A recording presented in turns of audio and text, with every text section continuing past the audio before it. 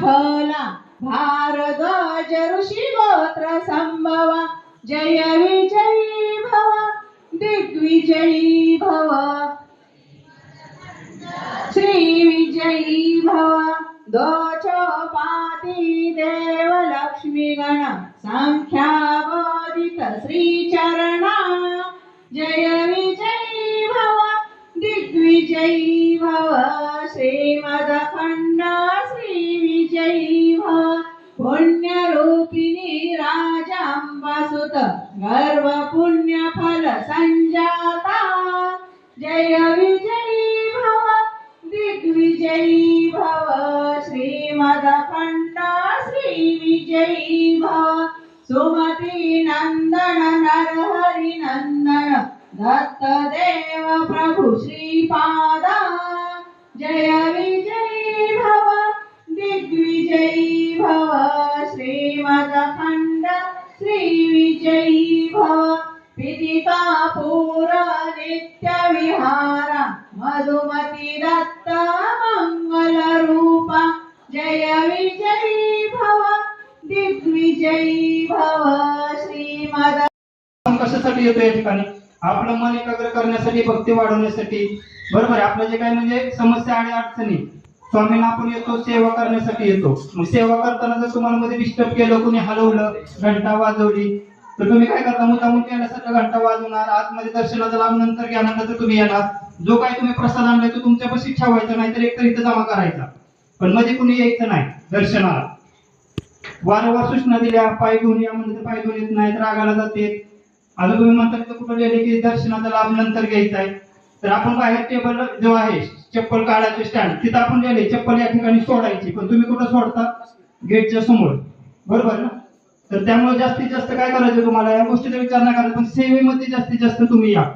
हवनची सेवा असेल, अभिषेक सेवा, पारायण सेवा, मंदिरामध्ये जेवढ्या पण सेवा आहेत त्याजवळ तुम्ही जास्तीत जास्त लाभ घ्या. हे मंदिर त्यासाठीच आहे. सर्वांनी एकत्रित येऊन जास्तीत जास्त सेवा करायची, पॉझिटिव्हिटी या ठिकाणी वाढवायची आपल्याला. त्यानंतर आता काय सांगितलं सॉक्स काढून येतं, ते काय करतात? तिथे येतात, सॉक्स काढतात, खिशात घालतात आणि आतमध्ये जातात. म्हणजे पाय धुवायला तिकडे जाणार नाही. पाय धुवायचे कशासाठी? तर आपल्या डोक्यामध्ये जे काही विचार असतात ते विचार शांत करण्यासाठी.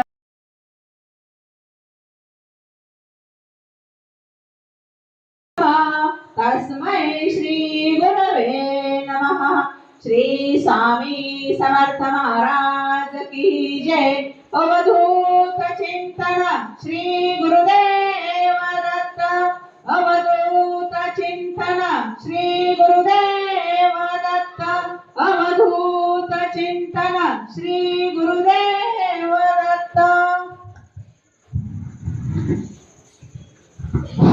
श्री स्वामी समर्थ. रविवार दिनांक 21 डिसेंबर पासून मंदिरामध्ये दर रविवारी आपण काय करणार आहे? श्री सप्तशती गुरुचरित्र सार या पोथीचं जे पारायण आहे, एक दिवसीय पारायण, ते दर रविवारी घेणार आहे. त्याची वेळ सकाळी 8 ते 10 असेल. आणि त्यानंतर ती जी पोथी आहे, ग्रंथ आहे, ते 1-2 दिवसात येते. तर त्यासाठी तुम्ही नावनोंदणी करणं आवश्यक आहे. जे नावनोंदणी होईल त्याला ते ग्रंथ मिळते.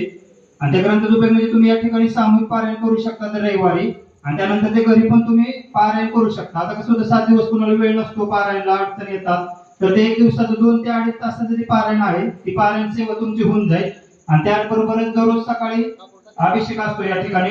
तर ज्यांना कोणाला अभिषेक द्यायचा, आता सोमवारी 2-3 जोड्या आल्या, मंगळवारी आल्या, अशा आठवड्यात म्हणजे दररोज अभिषेक असतो. तर सकाळी 7 वाजता मंदिरामध्ये उपस्थित राहायचंय. आणि येताना तुमच्या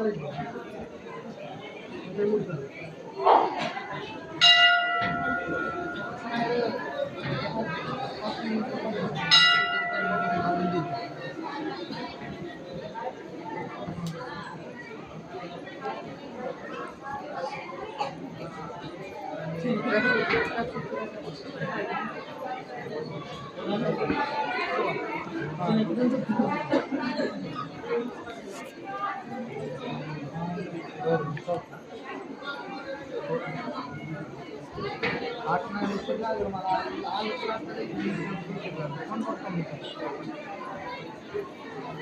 हां थोड्या फोन करतो ना हां हां हो चालेल करतो तुला ठेवू का होय